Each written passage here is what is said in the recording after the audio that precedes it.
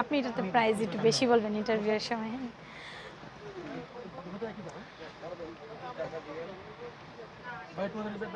Price কেমন এটার? 1200 টাকা। কোয়ালিটি ভালো তো না?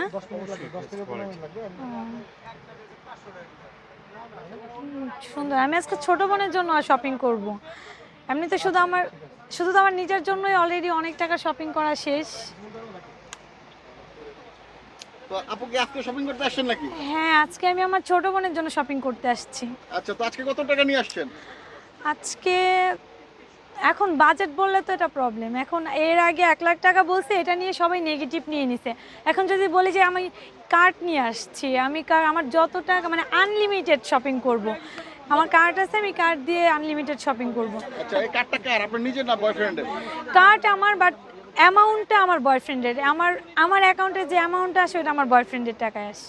তো আপনার একটা বয়ফ্রেন্ড আসলে কত করে দেয় মার্কেটিং এর জন্য? এখন আমাকে যে লন্ডনের যে বয়ফ্রেন্ডটা বললাম যে উনি তো আমাকে এমনিতে শপিংয়ের জন্য 1 লাখ টাকা বাজেট পাঠাইছে, আর ঈদের সালামিতে এখনো বাকি আছে। আচ্ছা, ঈদের সালামি কত টাকা আপনার চাহিদা? 50-এর নিচে আমি কোনো সালামি নিব না। মানে এটা কি 50,000 না লাখ? 50,000 মাত্র লাখ 50,000? তো হ্যাঁ, 50 মানে 50 করে যদি নেই তাহলে বুঝেন 60টা বয়ফ্রেন্ডের কাছ থেকে কত হবে শুধু সালামি। আচ্ছা, আপনার কি 7টা বয়ফ্রেন্ড? হ্যাঁ, এখন কন্টিনিউ না, 3 জন অলরেডি পালাইছে।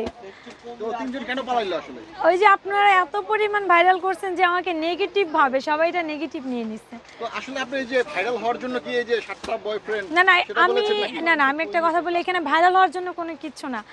এখন একজনের 7টা বয়ফ্রেন্ড থাকতেই পারে, সেটা যদি আপনারা নেগেটিভ নিয়ে নেন তাহলে তো আর কিছু করার নেই। না, এটা তো বাংলাদেশ। আসলে এই জায়গায় তো 7টা বয়ফ্রেন্ড কারো থাকে না।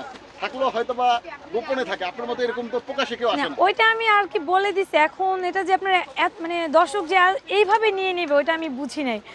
আর এইখানে ফান করার কিচ্ছু নাই। আমার নর্মালি একটা মেয়ের 7টা বয়ফ্রেন্ড থাকতেই পারে। এখন আমি 7টা কেন, আমি 15টাও ম্যাটার করতে পারবো, মানে আমি কন্ট্রোল করতে পারলে ওটা তো দর্শকের প্রবলেম নাই না। মানে কি আপনি 15টা বয়ফ্রেন্ড কন্ট্রোল করবেন? অবশ্যই করতে পারবো। আচ্ছা, তো এই যে ভিডিও যারা দেখছে তারাও যদি বয়ফ্রেন্ড রিকোয়েস্ট পাঠায় তাহলে কি আপনি অ্যাকসেপ্ট করবেন হ্যাঁ, কিনা? অবশ্যই। এটা আপনার দেখে, বাজেট দেখে, তার মান্থলি ইনকাম কত ওইটা দেখে আমি তাদের সাথে রিলেশন করব। মানে আপনি বিয়ের আগে বয়ফ্রেন্ড চুজ করেন মান্থলি ইনকাম দেখে। হ্যাঁ, তো একজন বয়ফ্রেন্ডের মান্থলি ইনকাম কত হলে আপনি চয়েস করেন?